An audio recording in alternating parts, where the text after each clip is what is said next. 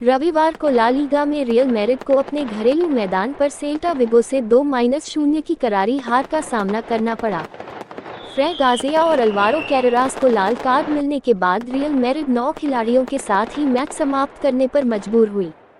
दूसरे हाफ में Williot Svedberg ने सेल्टा के लिए 2 गोल किए। इस हार के साथ मैड्रिड को लीग में इस सीजन की दूसरी हार मिली है, जिससे प्रतिद्वंद्वी बार्सिलोना ला लीगा में 4 अंकों की बढ़त के साथ शीर्ष पर पहुंच गया है।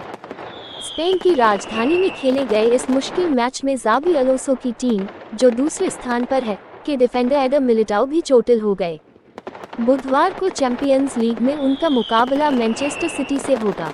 संघ लोक सेवा आयोग यूपीएससी ने सिविल सेवा परीक्षा 2025 का फाइनल रिजल्ट जारी कर दिया है। जो उम्मीदवार इंटरव्यू राउंड में पहुंचे थे, वे अब आयोग की ऑफिशियल वेबसाइट ups.gov.in पर अपना स्टेटस चेक कर सकते हैं।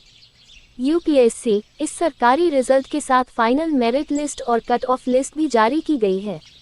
आईएएस, इप्स और सेंट्रल सर्विसेज ग्रुप ए और ग्रुप बी में अपॉइंटमेंट के लिए कुल 958 कैंडिडेट्स को रिकमेंड किया गया है।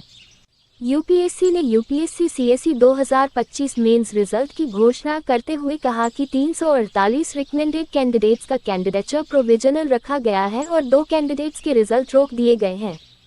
यूपीएससी 2025 की टॉपर लिस्ट में इस बार लड़कों का बोलबाला रहा है। टॉप 10 में से केवल 3 लड़कियां हैं। रिजल्ट के बाद अब उन सभी की कहानियां सामने आ रही हैं। बदल गए यूएस के सुर। पॉक और अक्साई चीन को भारत का हिस्सा बताने वाला मैप भी डिलीट की। अमेरिका ने अपने ट्रेड डील पोस्ट से भारत का नक्शा हटा दिया, जिसमें पीओके और अक्साई चिन्ह भारत में दिखाए गए थे। ये कदम भारत की आपत्ति के बाद विवाद को शांत करने के लिए उठाया गया था। भारत और अमेरिका के बीच एक बड़ी ट्रेड डील की घोषणा हुई थी, लेकिन सुर्खियां व्यापार से ज़्यादा एक अमेरिका द्वारा पोस्ट किए गए नक्शे ने बटोर ली। अमेरिकी ट्रेड प्रतिनिधि कार्यालय ने एक ऐसा नक्शा पोस्ट किया था जिसमें पीओके और अक्साई चिन्ह को भारत का हिस्सा दिखाया गया था। दशकों से पाकिस्तान और चीन के दावों का समर्थन करने वाले अमेरिकी नक्शों के इतिहास को देखते हुए यह एक क्रांतिकारी बदलाव लगा था। लेकिन जैसे ही इस पर चर्चा शुरू हुई, अमेरिका ने रहस्यमयी तरीके से पोस्ट को डिलीट कर दिया। अब सवाल उठ रहा है कि आखिर क्या ये अमेरिका का कोई बड़ा रणनीतिक संकेत था या महज एक तकनीकी गलती थी। आइए समझते हैं इस विवाद और नई ट्रेड डील के पीछे का पूरा समीकरण क्या था। Jyoti Pawan Singh wedding anniversary. Bhojpuri industry के सुपरस्टार पवन सिंह और उनकी पत्नी ज्योति सिंह का विवाद किसी से छिपा नहीं है। दोनों का झगड़ा कोर्ट में है। इस बीच ज्योति ने पावर स्टार को एनिवर्सरी पर विश किया है। भोजपुरी एक्टर पवन सिंह और उनकी पत्नी ज्योति सिंह अलग अलग रहते हैं। दोनों का घरेलू विवाद जग जाहिर है। ज्योति सिंह पावर स्टार पर कई गंभीर आरोप लगा चुकी हैं।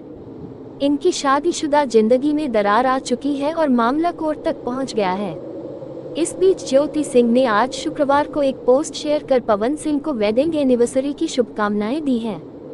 ज्योति सिंह ने दी पवन सिंह को शुभकामनाएं। ज्योति सिंह ने आज शुक्रवार 6 मार्च को अपने इंस्टाग्राम अकाउंट से एक पोस्ट शेयर किया है।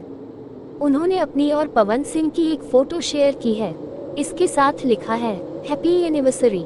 अमेरिका ने भले ही ईरान के सुप्रीम लीडर खामेनेई को मार दिया हो, युद्ध के पहले दिन के शुरुआत घंटों में ही ईरान को हिलाकर रख दिया हो, लेकिन फिर भी अमेरिका जैसी महाशक्ति इजरायल के साथ मिलकर भी पश्चिम एशिया को जलने से नहीं बचा पाए। 28 फरवरी से शुरू हुआ युद्ध हफ्ते भर का हो चुका है, लेकिन अभी तक अमेरिका ईरान को न तो झुका पाया है, न ही उसका हौसला तोड़ पाया है। अमेरिका और इजरायल की ईरान संग जंग का आज 8वां दिन है। बीते 7 दिन भी युद्ध में मिसाइल और बम रॉकेट से हमले की रफ्तार तेज है। अब सवाल है कि युद्ध को भी डील की तरह देखने वाले डोनाल्ड ट्रंप क्या ईरान को पढ़ने में भूल कर गए हैं। क्योंकि अमेरिका भले ही युद्ध को फुटबॉल मैच की तरह देख रहा हो, लेकिन ईरान शतरंज के खेल की तरह जंग की लंबी तैयारी करके बैठा है। लेबनान के स्वास्थ्य मंत्रालय ने कहा कि लेबनान में इजरायली हमलों में मरने वालों की संख्या बढ़कर 217 हो गई है और 798 अन्य घायल हुए हैं। ये हमले सोमवार से शुरू हुए थे। ईरान के विदेश मंत्री अरागची ने लिखा, ईरान और अरब भाई सदियों से प्यार, दोस्ती और आपसी सम्मान की भावना से साथ साथ रहते आए हैं। अमेरिकी हमलावर हमारे अरब दोस्तों की जमीन से बच्चों और मासूमों को निशाना बनाते हैं। जहां तक ईरान के जवाब की बात है तो वह जरूर अमेरिका और उसके संस्थानों के ठिकानों पर होगा।